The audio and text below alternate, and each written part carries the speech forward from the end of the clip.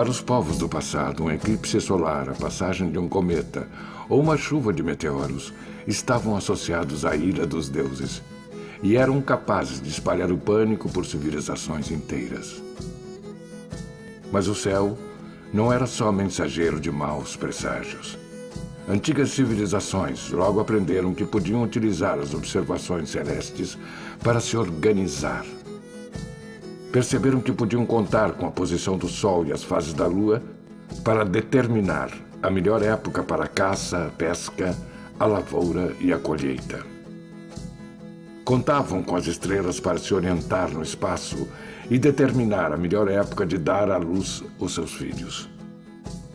Homens e mulheres procuravam viver em harmonia com os deuses do universo e atribuíam a eles formas e figuras terrestres.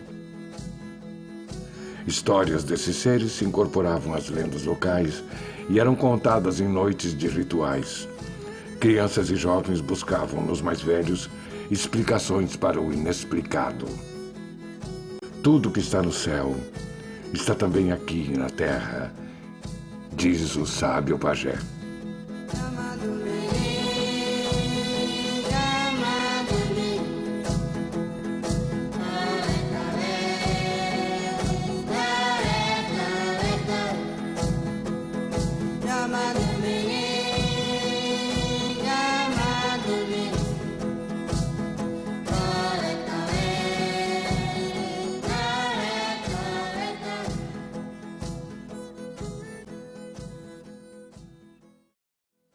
Há mais de 20 anos, o professor Germano Bruno Afonso pesquisa os conhecimentos astronômicos de diversas etnias indígenas, principalmente através de diálogos com pajés de todas as regiões do país.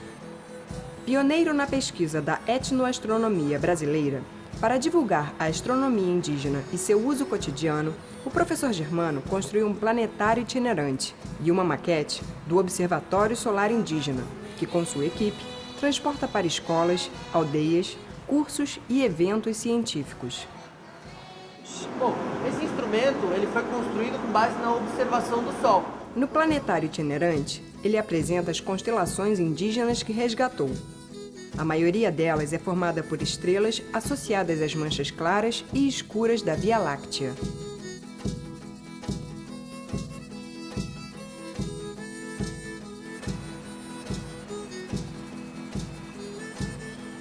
Para o intercâmbio de conhecimentos, a Prefeitura de Garopaba convidou os índios Guarani-Mbiá, da aldeia de Biguaçu, para conhecerem a cidade, o planetário e o Observatório Solar Indígena.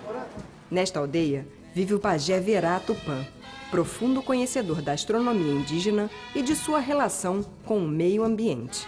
Ele aceitou o convite para assistir às apresentações do professor Germano e complementá-las com seus conhecimentos. E aproveita para abençoar o planetário.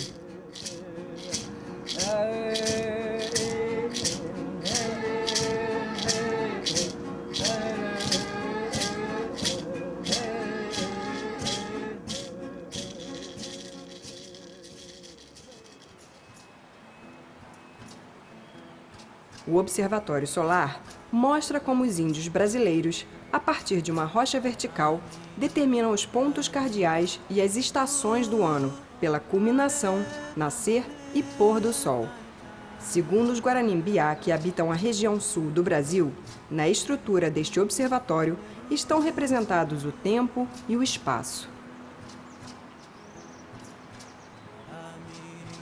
O fim do conhecimento astronômico indígena é uma preocupação dos mais antigos.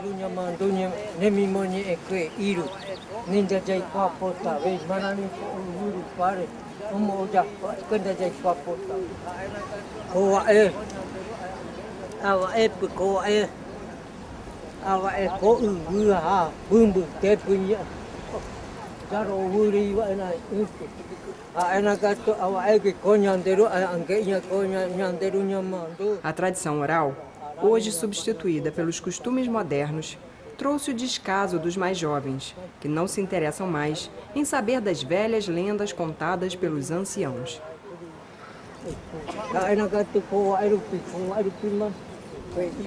Germano teme que este conhecimento se perca dentro de apenas 2 gerações.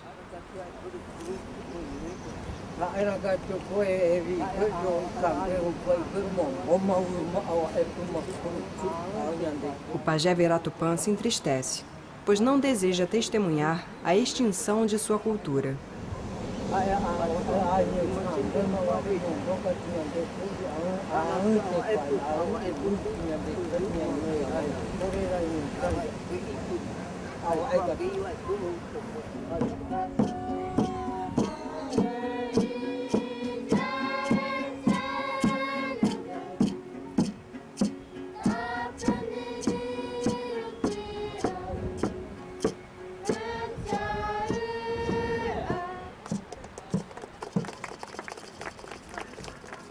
A pesquisa do professor Germano também é fundamentada em documentos históricos que relatam o conhecimento da astronomia pelos primeiros índios que habitavam o Brasil.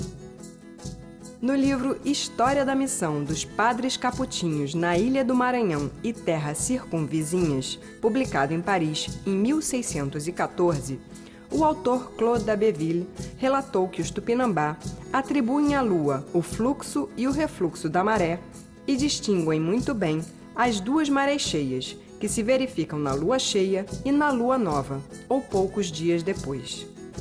Em 1632, Galileu Galilei escreveu que não precisava recorrer aos movimentos da lua para explicar as marés, pois para isso bastavam os movimentos da Terra de rotação em torno do seu próprio eixo e de translação em torno do Sol.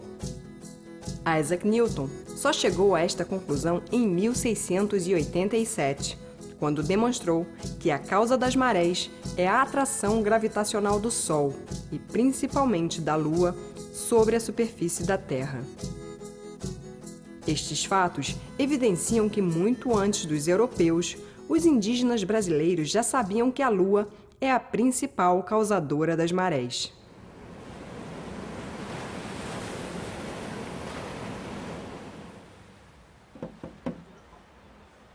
No passado, os guaranis eram ágrafos, não dominavam a escrita. Muito do conhecimento desta etnia se perdeu com o tempo e com os hábitos incorporados da convivência com outras culturas. O trabalho do professor Germano se baseia no resgate destes conhecimentos a partir da conversa com pajés e outros integrantes das tribos. Registros arqueológicos também são considerados, pois permitem a busca de um elo entre os povos do passado e os Guarani de hoje. Isso que no caso servia para afiar as ferramentas, né, que eram utilizadas. Em Garopaba, podemos encontrar diversos sítios arqueológicos e registros de arte rupestre com aparente conotação astronômica. Os povos que viveram aqui em Garopaba, os antigos, né, possivelmente tinham uma relação muito forte com a astronomia. A astronomia que eu digo é a astronomia empírica, né, da observação de Sol, Lua, constelações. Porque além desse observatório solar, tem outras pedras orientadas para os pontos cardeais e principalmente furos nas pedras que dão exatamente nos lugares em que o Sol nasce, no solstício e nos equinócios. Aqui em Garopaba foi encontrada essa cabeça de índio, tem cerca de 10 metros de altura, né? Na parte astronômica, ela está orientada exatamente para leste. É como se fosse um pajé, um xamã, né, abençoando o Sol quando nasce. Poderia ser uma coincidência da natureza, talvez até seja, mas existem outras pedras menores aqui em Garopaba que também imitam uma cabeça de índio. Então, algum povo tinha essa tradição e perpetuou com essa imagem que nós estamos vendo. As observações dos movimentos aparentes do Sol eram bem mais importantes no passado do que em nossos dias, pois permitiam determinar o meio-dia solar, os pontos cardeais e as estações do ano. No município de Central, sertão da Bahia, pinturas rupestres com motivos astronômicos compõem um dos mais ricos complexos arqueológicos do país. A arqueóloga Maria Beltrão pesquisa a área há cerca de 30 anos e enfatiza a importância do registro das observações dos fenômenos celestes pelos que ali habitaram no passado. Você, quando vê alguma coisa, seja do índio, seja do homem pré-histórico, você tem que procurar o padrão mental que motivou aquela pintura. eu procurei verificar isso e vi que não era apenas a astronomia que eles queriam mostrar, era algo muito maior. Era a mesma inquietação que nós temos, o que somos, de onde viemos, para onde vamos. Para as observações astronômicas, os povos antigos também utilizavam o gnomon, ou relógio solar, que consiste de uma haste cravada verticalmente, da qual se observa a sombra projetada pelo Sol. Ele é um dos mais simples e antigos instrumentos de astronomia e foi utilizado em diversos lugares do mundo, como no Egito, na China e na Grécia. Segundo o historiador grego Heródoto, os gregos adquiriram dos babilônios o conhecimento da esfera celeste, do gnomon e das 12 partes do dia. O gnomon indígena é constituído de uma rocha disposta verticalmente no solo e talhada para os 4 pontos cardeais. É chamado Quaracirangaba em tupi antigo, que significa imagem do céu. Não há registros de que povo ou etnia foi responsável pela construção deste observatório encontrado em Garopaba. Tudo o que se sabe é que ele foi incorporado pelos Guarani que ali habitavam. Um arquiteto da região fez o achado, que permitiu ao professor Germano a reconstrução do instrumento de observação em diversas regiões do país. Este é o observatório original que nós encontramos em Garopaba. Ele foi trazido pelo Sr. Hall, da Praia da Ferrugem, lá do Sambaqui, e ele, como arquiteto, reconstruiu como ele encontrou, felizmente para nós. E, de fato, o que nós temos encontrado no resto do Brasil é o menhir, né, um monólito. Ele é rodeado por um círculo, né, e tem raias. A única diferença dos outros que nós encontramos no Brasil é que aqui estão faltando as raias, que também dão os pontos cardeais e a posição do nascer e do pôr do sol nas estações do ano. Naturalmente que quando o Sr. Hall encontrou essa estrutura, possivelmente essas raias já tinham desaparecido, porque os caçadores de tesouro removem as pedras menores para ver se tem ouro de jesuíta e essas coisas todas. Não sabem que é um monumento indígena, né? E o que ele significa, então? A parte de cima é a morada do Deus maior, Nhanderu. O norte é a morada de Jacairá, o sul de Nhamandu, o leste de Caraí e o oeste é de Tupã. São deuses que ajudaram o Nhanderu, nosso pai, a criar a terra e seus habitantes. O círculo representa a terra plana e redonda, como todos os povos antigos imaginavam. E as pedras menores, os seixos, né, representam ovos de ema que Nhanderu deu para os seus auxiliares para povoarem a terra, darem vida animal e vegetal no nosso planeta. E também, isso daqui não é só um observatório astronômico.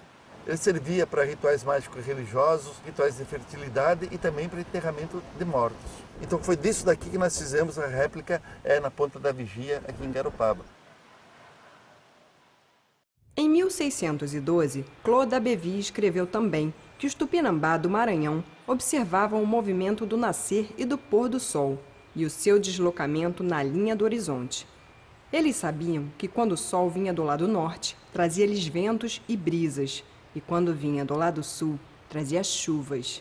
Contavam perfeitamente os anos pelo conhecimento do deslocamento do sol de um trópico a outro, e conheciam igualmente os meses pela época das chuvas e dos ventos, ou ainda pelo tempo dos cajus. O calendário Guarani-Mbiá é dividido em apenas 2 estações, o Arapiau, ou Tempo Novo, e o Araimã, ou Tempo Velho.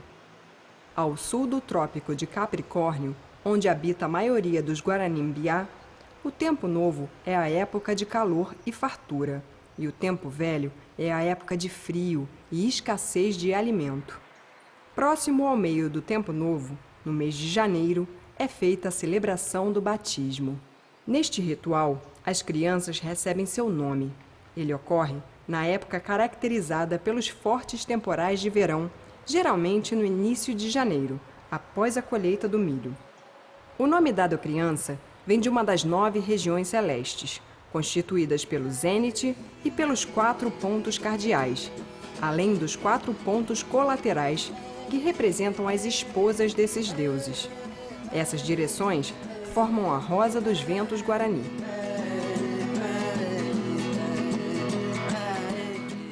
O norte é Jacairá,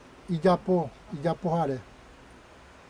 O Japão já vê cruzu, o Nhanderu queira, Jiwirai já queira. O Japão já o Nimbo é igual. Bohapu are, Nimbo é. O pura rei, igual, agora pura rei. O Rohangwa, oito, o Shiru, o Japão. A constelação da Ema marca o inverno e direciona o sul.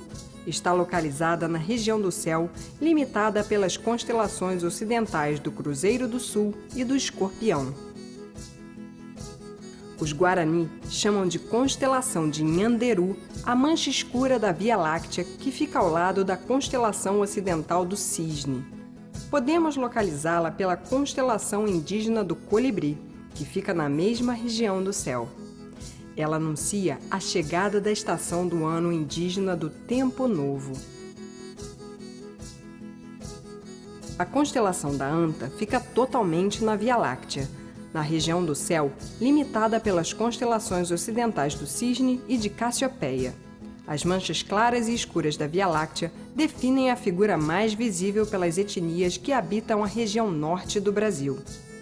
A Via Láctea é chamada também de Caminho da Anta.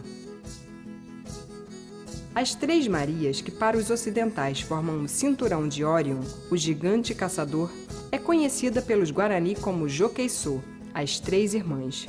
Elas também representam o caminho dos mortos, pois nascem no ponto cardial leste e desaparecem no ponto cardial oeste, assim como o nascer e o pôr do sol. A constelação do Homem Velho está localizada na região do céu, limitada pelas constelações ocidentais do Touro e de Órion. Acima da cabeça do Homem Velho fica Eiço, o aglomerado estelar das Pleiades. O Homem Velho começa a aparecer no Nordeste, em setembro, e marca o início do Ano Novo e da primavera. Ela começa a desaparecer no Noroeste no final de março, início do Ano Velho. A constelação do Servo anuncia a chegada do equinócio do outono, no centro-oeste do Brasil, estação de transição entre o calor e o frio, marcando o início do Tempo Velho, que vai até a primavera. Cada constelação retrata uma história. Conta o mito guarani que a constelação do Cruzeiro do Sul segura a cabeça da Ema. Caso ela se solte, beberá toda a água da terra e morreremos de seca e sede. Para os Guarani, o colibri alimenta o deus Nhanderu, nosso pai, com o néctar obtido das flores da primavera. O Homem Velho conta o caso de um índio casado com uma mulher muito mais jovem do que ele, que ficou interessada no seu irmão mais novo.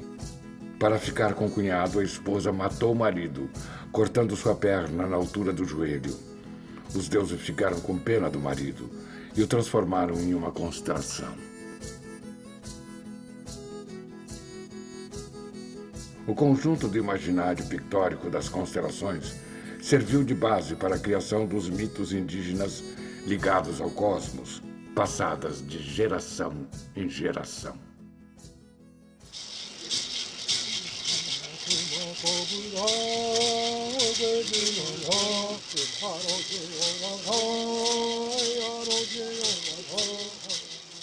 Na luta para manter viva a tradição da leitura do céu, os líderes indígenas contam com as futuras gerações. Germano inaugura um observatório solar numa escola em Dourados. Ele será usado por professores e alunos da região. Então isso daqui serve para orientação geográfica e serve também para fazer calendário, saber que animal que vai poder caçar, que peixe que vai dar, se vai fazer frio, calor, chuva, né?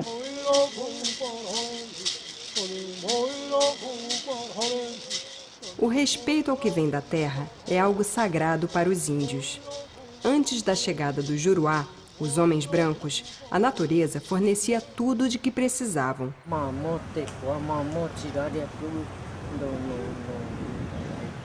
O conhecimento dos fenômenos naturais era necessário para garantir a sobrevivência. Ele acha, como pajé antigo, uma pessoa que conhece bastante o céu, que transmitir de novo isso para as novas gerações de índios é muito importante.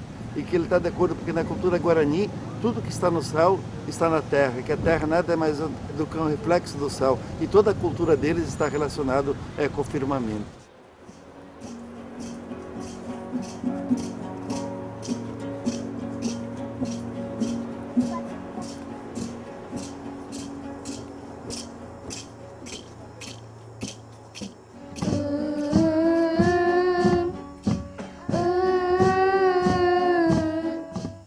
À noite, como é costume entre os Guarani, o pajé reúne as crianças num ritual, onde cantam músicas sobre o cosmos, abençoado pelo fogo e purificado pela fumaça de seu cachimbo.